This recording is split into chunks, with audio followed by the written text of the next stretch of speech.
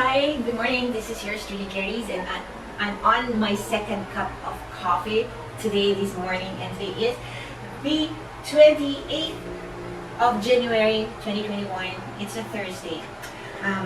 Here in Yahoo, Philippines, the news headline that's making buzz in the circle, in the news mill: Baguio Mayor assures tiyab of fairness amid probe. Oh, by the way, I have this suit, because I'm going to do some workout later today. I want to maintain the fitness, being cooked up. We really have to be imaginative how we can go on with our as much normalization of our life as possible. So even though napaka-constricted and napaka-restrained ng ating routine now, daily structure, we have to find the ways, diba, to continue and maintain life as we know it. What had worked before the pandemic, before the lockdowns, before the restraints, we should be able to continue them, the practice, even though the setting and tweaking the structures or the routine. I have the fan on because we had a bad case of rat infestation, so I had to put some bait, and I bought rat poison. So now we just can't find where those dead rats are, so it's kind of smelly. So I have the fan on, and yes, this is my second cup of coffee. I want to read a letter that had filled up my inbox, that had, the first letter that I got from this foundation was way back. I was an employee at the Lucena City Hall when the first of the letter from Bill and Melinda Gates Foundation first reached my inbox, and I was so excited. So now I want to read a portion of their letter. Why? I'll tell you why. January 27th, 2021. So this is the date of the letter. Hello. The letterhead says, Bill and Melinda Gates Foundation. Hello. This past year has challenged and changed us. COVID-19 continues to affect nearly every person on the planet, causing more than 2 million deaths worldwide. This virus has continuously magnified a green pattern that health crisis follows. People with less fare much worse than those with more. Good morning. Coffee.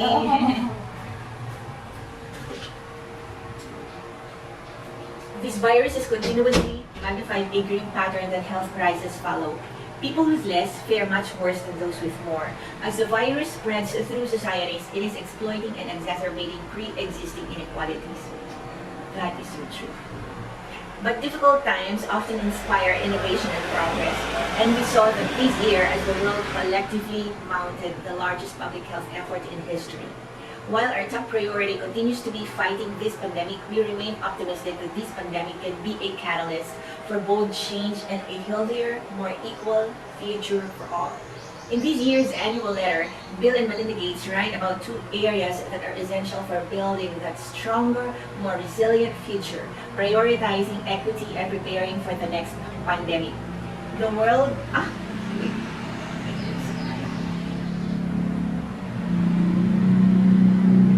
The world wasn't ready for COVID-19, but next time can be different. From Mark Sussman.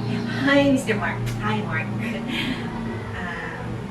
Thank you for the reach out, and I hope that you would exercise the patience that I am exercising to the utmost level because of the technicality that will make any communication, direct communication at this point in time, counterproductive. This is a shout out from the real Cries to Mr. Mark Sussman, Chief Executive Officer, Bill and Melinda Gates Foundation. Thank you, Mark, for reaching out to me in Twitter. And I would be coordinating with you the next scheduled interview with the U.S. Embassy Manila in order to have a more meaningful coordination. That is on top of the pile list of my to-do list every day. Thanks. So, di ba sometimes, one of the predicaments that I had to sort out was because I had initiated so many things and there's so many items on my plate in a manner of saying it. The organization of it, the prioritizing, that sometimes I need to make a decision and that I forget that the reason I had tried to communicate with an office, with a person, was to address, the problems that I have, and pag may dumating na pangyayari, umiilalim siya. So, I guess that's a common problem enough for CEOs, mga Chief Executive Officers. Kasi maraming bagay, kung hindi tumitigil ang pag-ikot ng mundo, every person, kahit sa maliit niya na pamamaraan, sa maliit niyang existence, nakaka-apekto pa rin siya sa kanyang kapitbahay, the people around him, and it has ripple effects. So, with that, I for one have to keep in order the things that need my attention. That's why I keep notes. Not because I forget, but sometimes I lose track and lose the perspective. So, mahirap mangako, for instance, na magbabayad ka ng petsang ganyan, and yet those people na naghihintay ng kabayaran mo, kailangan din naman nila na may panghawakan sila. So, it's really a great balancing act. And, yeah, so once in a while, after some heavy thinking, this is my way to relax.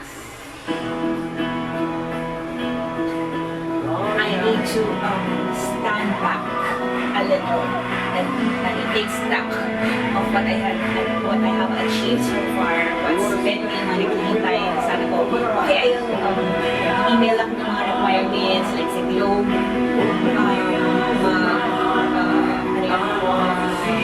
sasabihin ko yung schedule of payment. So, tapos hindi ko magagawa. I have to go back sa mga pangyayari the last 2 weeks. I need to have fresh perspective.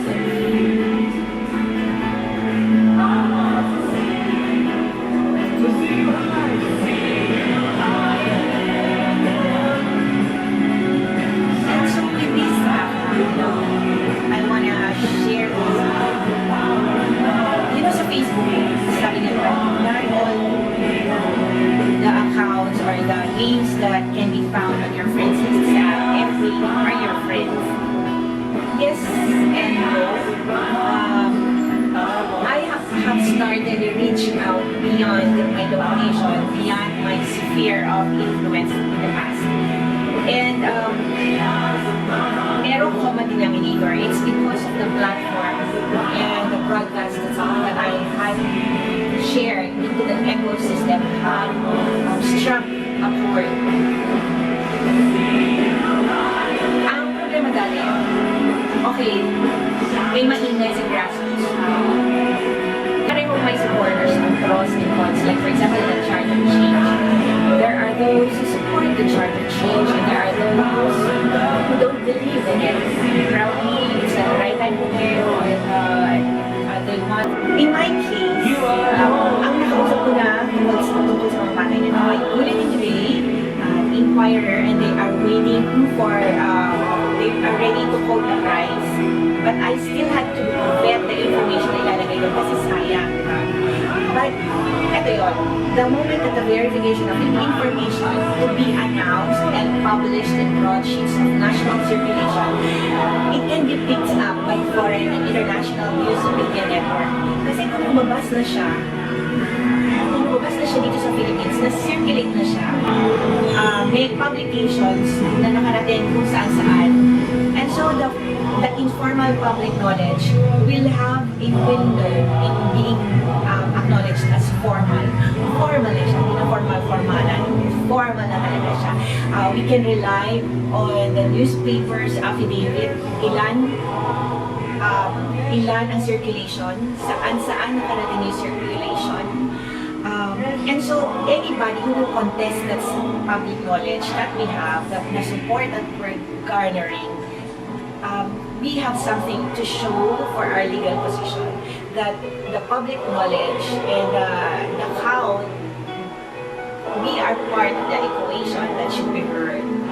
So the local correspondents in this way would not actually, they have manifested. I am so grateful for the local news media and correspondents who had sent me fillers that they are willing at last finally to break it through with the right documentation, with the right legal papers, but documented personal and direct knowledge of known personalities with their own resources to initiate and follow up necessary proceedings.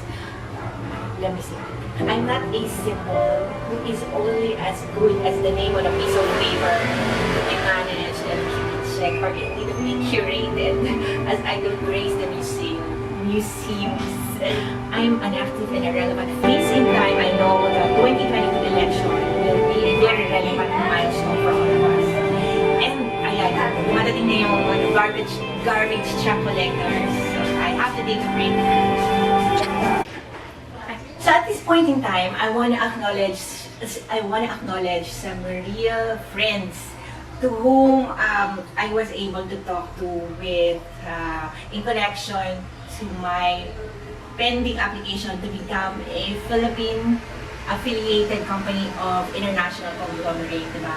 So parang may mga, may mga narinig ako, anong reason na mag-apply bilang, as someone who can undertake, who can be a key person in such a big undertaking. So I want to say thank you to engineer, si Mel. Naklase ko siya ng high school, si Armelo Ognal. By the way, nung nireleasean po ako ng passport nung ito lang last year, nung nawala yung passport ko. Ang nag-release sa akin, si Miss Ognal. So, taga-Sariaya din siya, pero hindi niya kilala si Mel na kaklase ko nung high school. But anyway, kasi dati siya nagtatrabaho as quality controller sa Honda Philippines. We all know, di ba, nag-fold ang maraming car companies dito, Nissan, Honda. And after ng pagtatrabaho niya sa Honda, they migrated to the US and then they came back. So, free siya na i-consult ko about the car company. And may connection, itong topic na ito, because by myself, I would not have the confidence, to offer, ano ba naman ang talaga information and business consultancy, sino ba naman ako, di ba? But my confidence kasi come from the fact that as a family, it's been a practice for us to rely on each other's strength. Okay, may bangayan, may awayan, may differences of opinion. Being so strong-willed, lahat kami is strong-willed. Meron kaming pamamaraan dahil may kanya-kanya ugali, di ba? Like si JM, si Lee, si May, may kanya-kanya silang strong personality and strengths and weaknesses. So, my confidence came from the fact that all of them had graduated in college.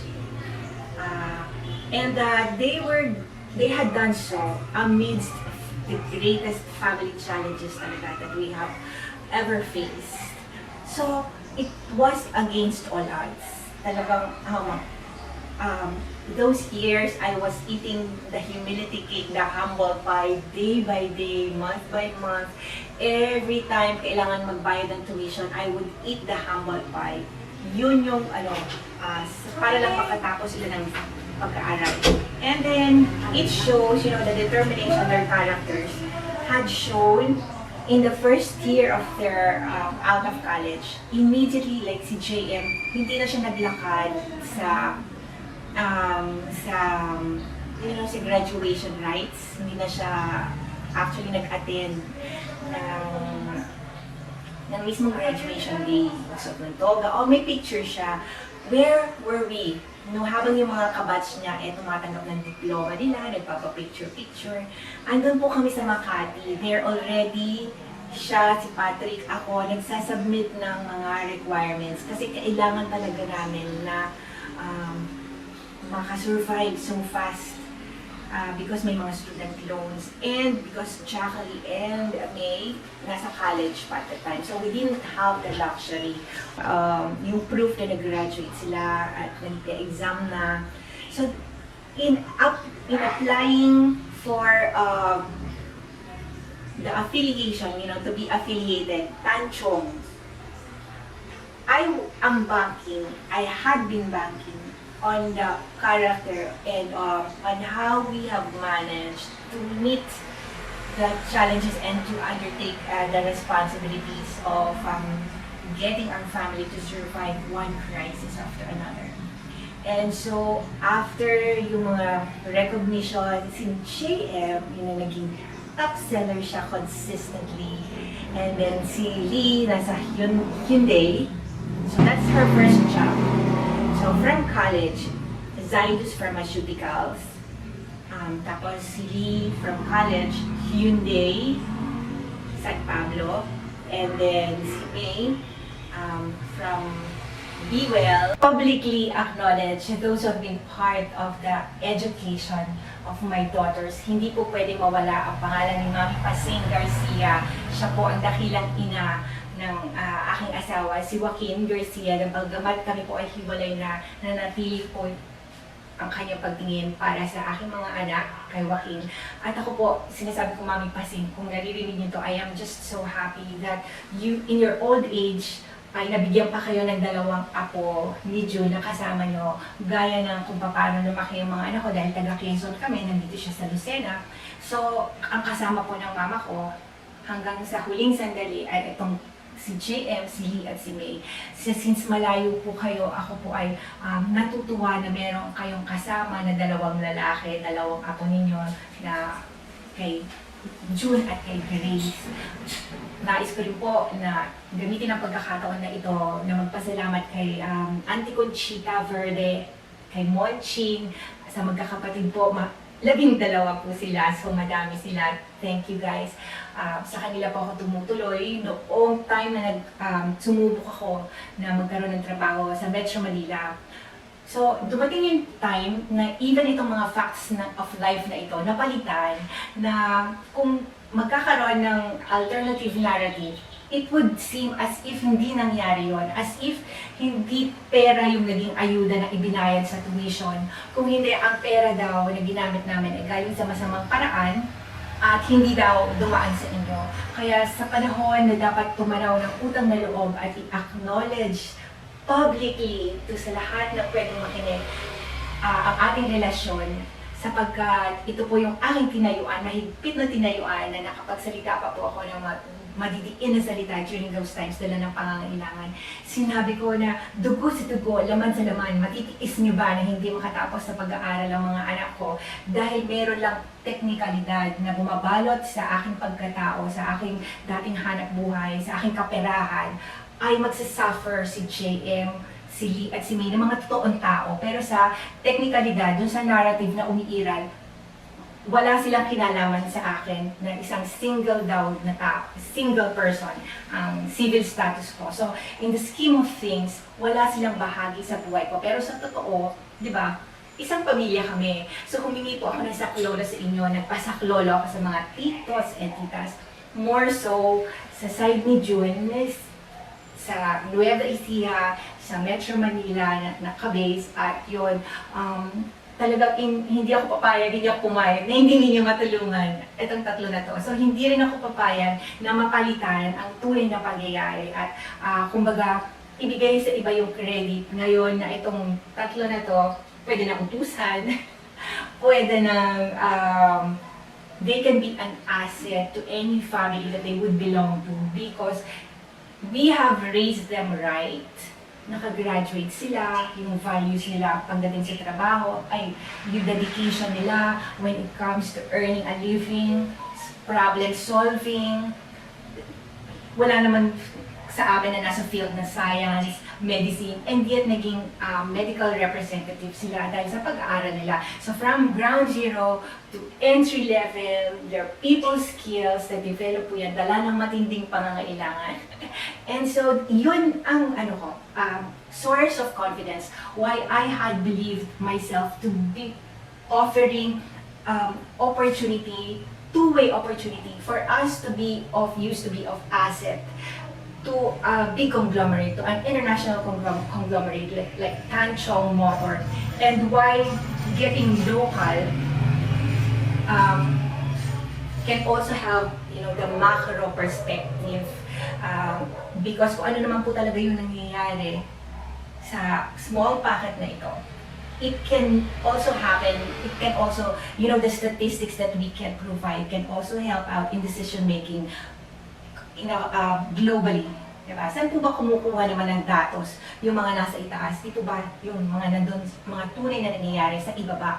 So kung para magkaroon po ng polisiya na magiging effective, they should be provided with the data and the statistics that are real and true.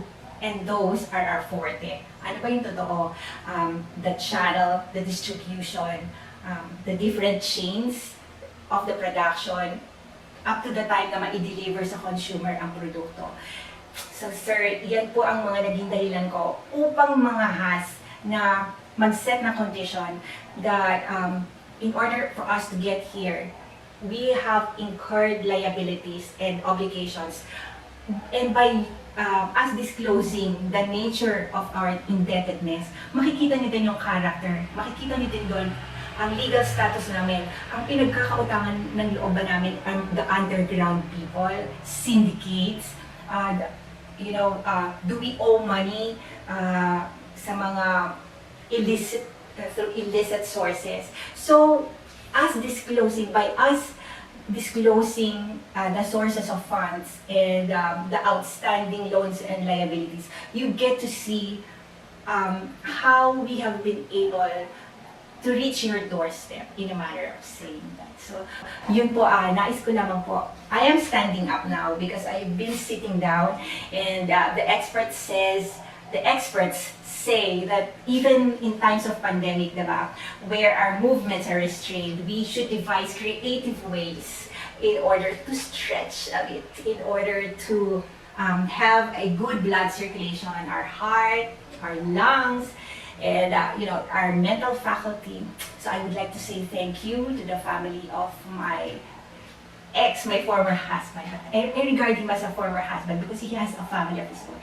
Thank you for continuing to regard my children as very much your family, because they are. In the coming days, let me express how I would acknowledge that I would come out with proof beyond reasonable doubts. Have been assigned with different name identities. It had the destructive effect of splintering the family that I had tried so hard to keep together and to survive the various obstacles to our existence. And kumbaga, their education had not been handed out to them in ease and luxury. Pinaghirapan po. And yun nga, instead of attending the graduation rites at JM, we were already in Makati, the business district, and applying. Sinamahan ko siya, si Patrick, asawa niya ngayon, but boyfriend niya dati, nagsasubmit ng mga application forms. Because we needed, we needed 2 productive adults to support the other 2 who were still in college back then. So that's how we are. That's how we are wired. And I know that, if by God's grace I become accepted as a country affiliate of Tanchong, I can rely on the support, the work experience, the work ethics, and the capacity, capability, competence of my own children. We are family-oriented, just like Tanchong.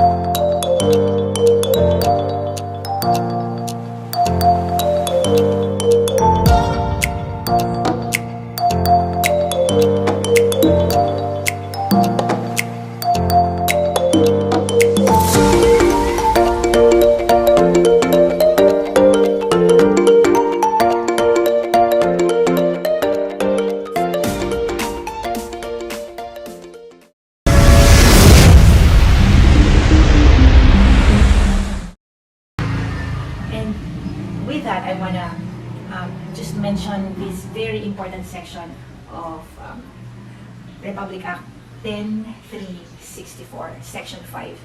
A new Section 4A is hereby inserted in Republic Act number 9208 to read as follows. Section 4A, attempted trafficking in persons. Where there are acts to initiate the commission of a trafficking offense, but the offender failed to or did not execute all the elements of the crime by accident or by reason of some cause other than voluntary desistance, such overt acts shall be deemed as an attempt to commit an act of trafficking in persons. As such, an attempt to commit any of the offenses enumerated in Section 4 of this Act shall constitute attempted trafficking in persons. In cases where the victim is a child, any of the following acts shall also be deemed as attempted trafficking in persons. You know, for me, the term child, although sinabi 18 years old, but it can also mean I am a child of my parents, and my daughters are a child of their parents, and one of them is me. If there is no problem with regards to the maternal connection, I know we had gone through some really yucky and demeaning allegation about the paternal. So letter A, in cases where the victim is a child, any of the following acts shall also be deemed as attempted trafficking in persons. A, facilitating the travel of a child who travels alone to a foreign country or territory without valid reason, therefore, and without the required clearance or permit from the Department of Social Welfare and Development, or a written permit or justification from the child's parent or legal guardian. B, executing niya. Diba? So, Section 4, Section 6 of RA 10364, a new Section 4B is hereby inserted in Republic Act number 9206 to read as follows. Section 4B, accomplice liability, kakuntsaba. Whoever knowingly aids, abets, cooperates in the execution of the offense by previous or simultaneous acts defined in this act shall be punished in accordance with the provisions of Section 10C of this act. Section 7, a new Section 4C is hereby inserted in Republic Act number 9208 to read as follows. Section 4C, accessories. Whoever has the knowledge of the commission of the crime and without having participated therein, either as principal or as accomplices, take part in its commission in any of the following manners. A, by profiting themselves or assisting the offender to profit by the effects of the crime. B, by concealing or destroying the body of the crime or effects or instruments thereof in order to prevent its discovery, like a death certificate. C, by harboring, concealing, or assisting in the escape of the principal of the crime, provided the accessory acts with abuse of his or her public functions, or is known to be habitually guilty of some other crime pattern. Acts defined in this provision shall be punished in accordance with the provision of Section 10B as stated thereto.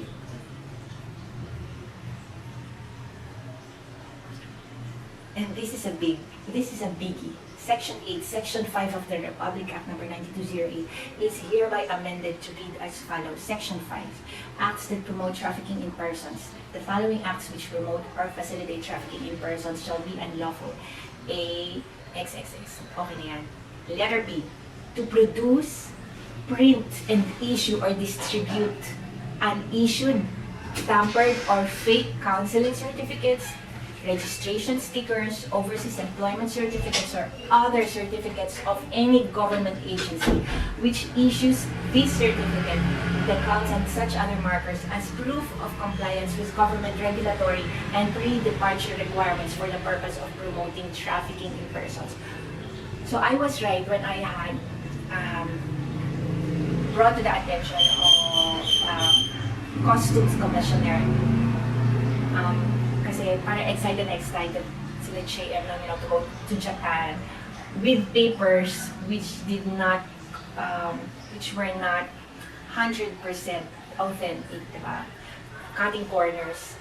That is so, and to think na ang COVID-19 was already, akala natin nasa doorstep pa, akala natin nasa within the vicinity, hindi natin alam, it's already being transmitted in the community at the time. So, di ba, parang, oh my gosh, that's why I have not let go of my position as head of this family, because even though they are bigger than mine and sometimes they earn better than me. They earn, they have a brisk business and they can do more things because they're out there, and I have to be confined here and working. Still, I am the undisputed head of the family because of um, different circumstances pointing out to my intervention that saved this family from falling apart, from being put in harm's way. Thanks.